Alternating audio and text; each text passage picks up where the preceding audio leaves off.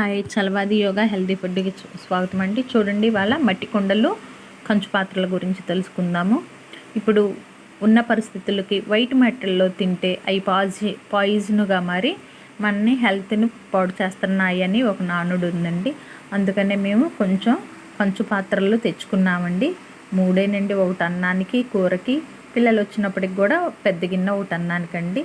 2 ఇత్తడి పాత్రలు ఇంతకు ముందే ఉన్నాయండి, అవి కూడా వాడతాను కొద్దిగా విశేష రోజుల్లో. మట్టి కుండలండి. మట్టి కుండలో మనం అన్నం వండుకుంటే 100కి 100 అండి మనం వండిన అన్నంలోని పోషకాలు పోకుండా ఉంటాయండి. అదే కంచులు అయితే 95% అని మంతెన సత్యనారాయణ గారి మాటల్లో వింటున్నామండి. మేము కొంచెం యోగా ఇట్లా హెల్తీ ఫుడ్లో ఉన్నాం కాబట్టి ఈ పాత్రలు తెచ్చుకోవటం జరిగిందండి.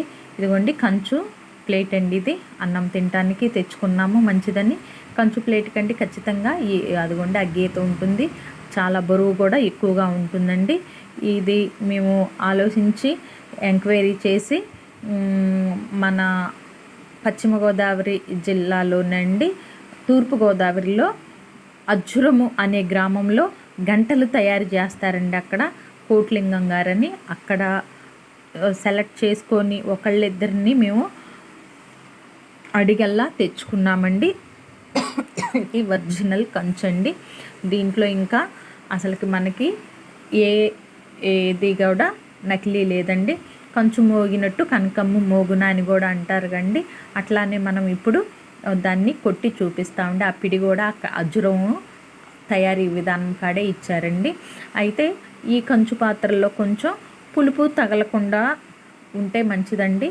ఎంతవరకైనా వండుకున్న ఆహారము ఎక్కువసేపు ఉండకుండా అప్పటికప్పుడు వేడివేడిగా తింటేనండి, కంచులో వండుకున్న మట్టి కుండలో వండుకున్న ఆ కంచు ప్లేట్లో తింటేనండి మనకి ఒంటికి ఉప్పు లాంటి శక్తి వస్తుందని కూడా అంటారండి. చాలా మంచిదండి. చూడండి, కొట్టి చూపిస్తున్నాము. కంచు మోగినట్టు కనకంబు మోగునని పూర్వకాలం నానుడుగా అండి. ఒక్కసారి వినండి ఆ వైబ్రేషన్ని.